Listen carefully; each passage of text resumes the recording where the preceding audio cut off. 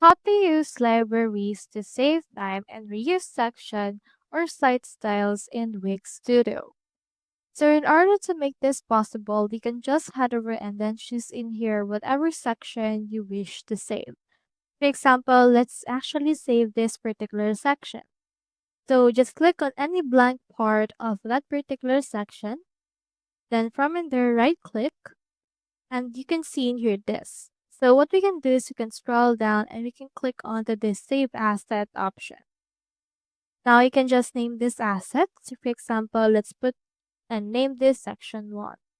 And then let's add it into our save assets, which is actually into our library.